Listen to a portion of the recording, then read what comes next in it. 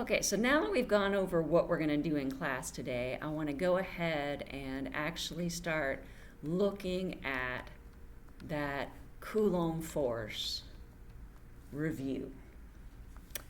And so this is a separate video from our announcements for the class.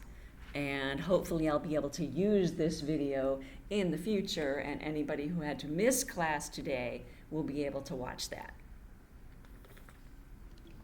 So back when we did the Coulomb force, I've got my video here, but I'm not going to play the entire video. Instead, I'm going to jump forward here and just mention a couple of things. When charges are near each other, they feel forces to attract or repel. And Coulomb worked out the force. Okay?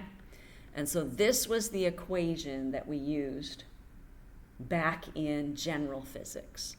So I'm going to write that over here, but you guys have this as well. And so it was K Q1 Q2 over R squared, and we were working with the magnitudes of these things.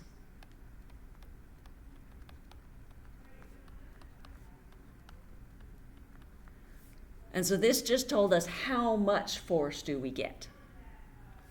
And K was our Coulomb's constant.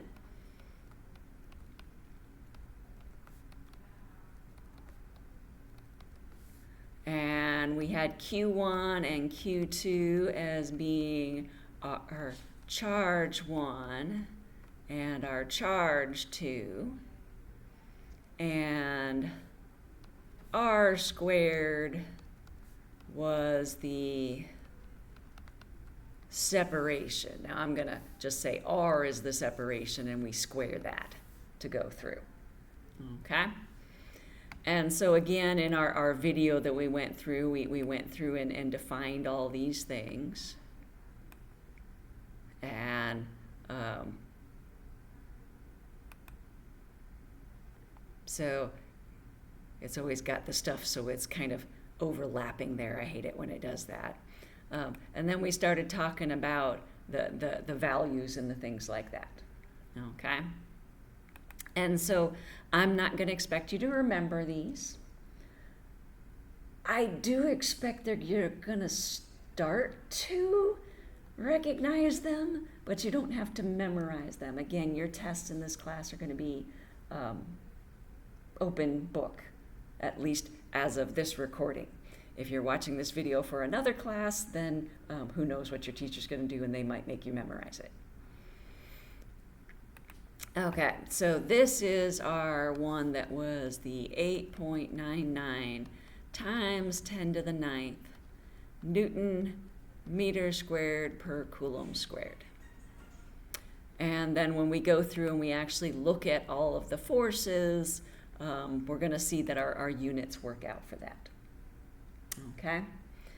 So one of the things that I emphasize a lot in the upper level course is making sure that you can work with the units and use the units to confirm that you've got your equation set up correctly. So what kind of units are we going to have for charge 1 and charge 2? Coulombs. And so I'm going to have a Coulomb and a Coulomb. And what kind of unit do we have for the separation?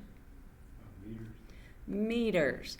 So if I just go through and look at my units, I'm going to have a Newton meter squared per Coulomb squared times a Coulomb divided by a meter squared. Okay? So we got fractions and all that, so you have to be a little bit more careful in terms of doing your cancellation, but the coulombs here on top and the Coulomb squared on the bottom cancel out, leaving us Newton meter squared over Newton meter squared, which gives us a Newton, which is what we should have for the unit of force. So as we rearrange equations, we want to make sure that it makes sense as well.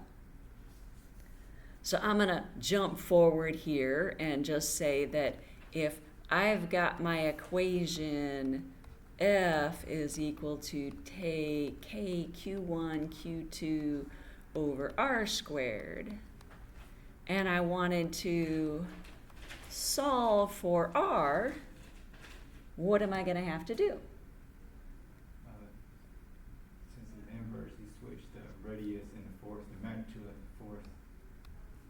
Okay, so when I cross multiply,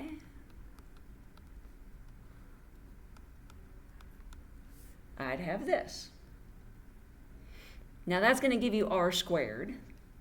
So we can't forget that ultimately what we have to do is do a square root here. So R is going to be the square root of K Q1 Q2 over F. And again, we could go through and look at our units.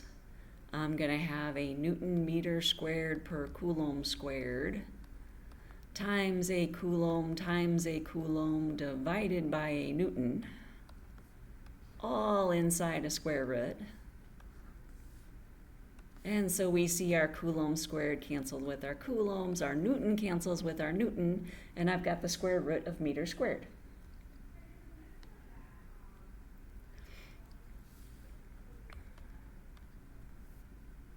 Which gives us meters. So that should work, okay? Now this is sort of a review of if I only worked with the magnitude of the force. And of course you could rearrange to solve for Q and stuff like that. I'm not going to go through those algebra rearrangements, but you can do that. There's really no reason to solve it for K, because K we know, but we know that they found K by doing this sorts of manipulation in here.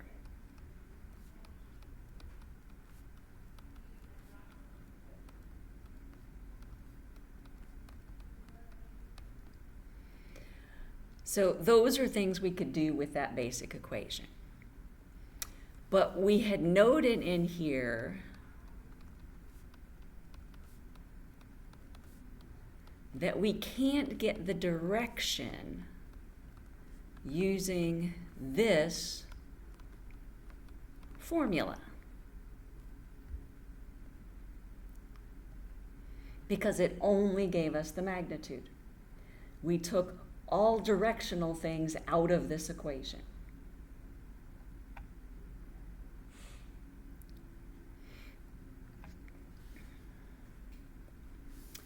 So I'm going to add another note page here and continue this little video and remind us for the Coulomb force direction, what do we do in P255 to figure out the direction?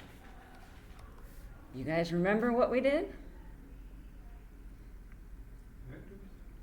Well, we had to use vectors, but we didn't use vectors first.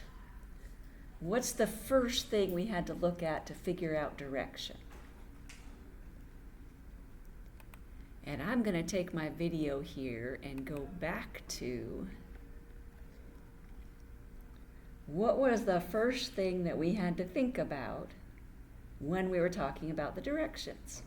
Charges that interacting with each other. Okay, so when we had to go through and do that, we had to look to see if they're like charges or opposite charges.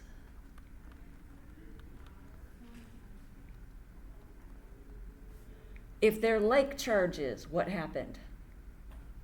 They repel each other. They repel, and if they're opposite charges, what did they do?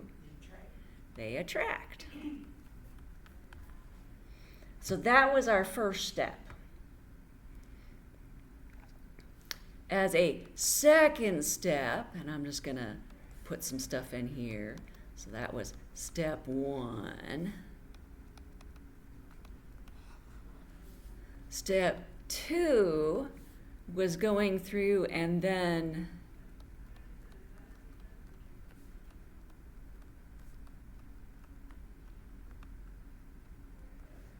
if we had a diagram, we could then draw arrows on it.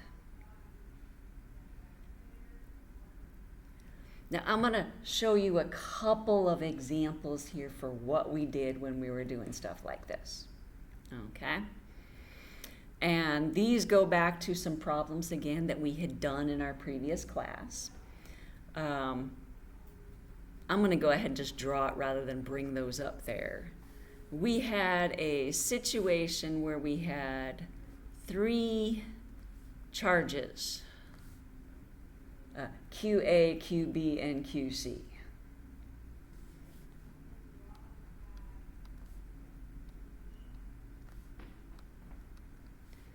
And the problem told us something about those charges. I think we had something like a positive and a negative and a positive and a positive. I think that was it. Don't quote me on that. Doesn't really matter. We're just looking at examples here. Okay? So if I'm looking at the force on A due to B, A is positive and B is negative. So what am I going to have? Attract or repel? Attract. Okay. And so that means if I look at charge A, it's going to be attracted towards charge B. Okay? Now, if I looked at the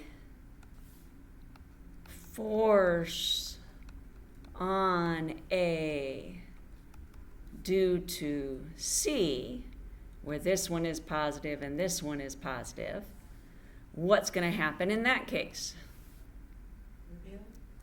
Okay, so if A is going to be repelled from C, that means I've got a force in that direction.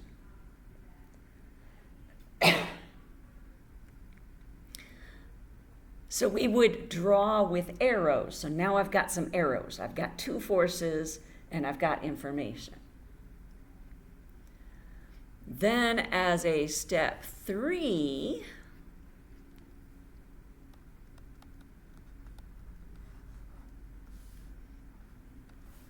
we'd actually find the magnitude of, say, force A and B, and the magnitude of force A and C, using our equation. And then as a step 4,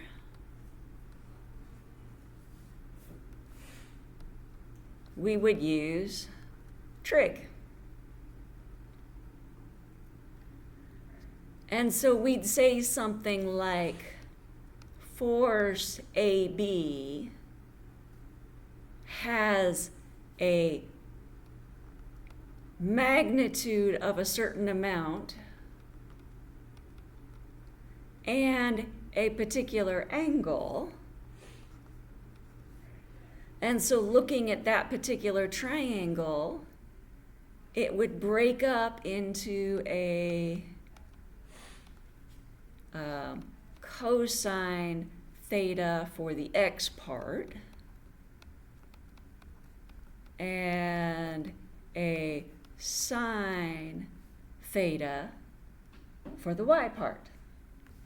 And then I can write my force with so much I hat plus so much j hat.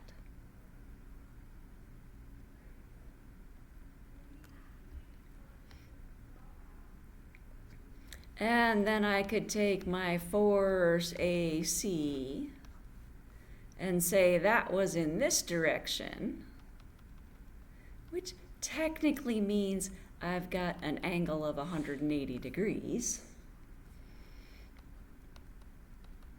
And so in this case, I could have used trig, but I didn't have to. I just recognize it that it's a certain amount in the negative I hat direction and 0j.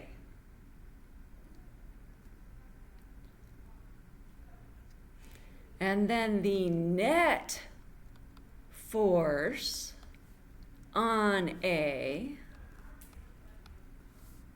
I'd have to do the vector sum of those two forces written out in vector notation. So I'd add the A's, add the I's, add the J's, and find a vector force in I and J. Okay? Can you repeat that last part?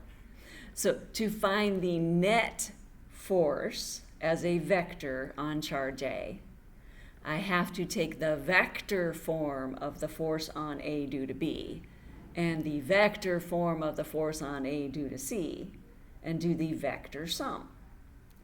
Where the vector sum means you take the two I parts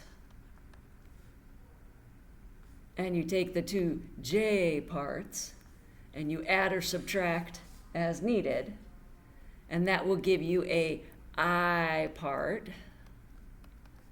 and a J part for our net force.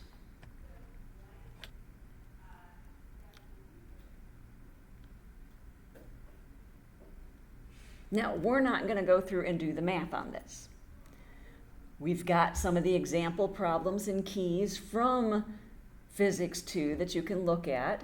You can go back and look at the Physics 2 textbook, which we use the OpenStax, so that's free and online, to look at some other examples for that.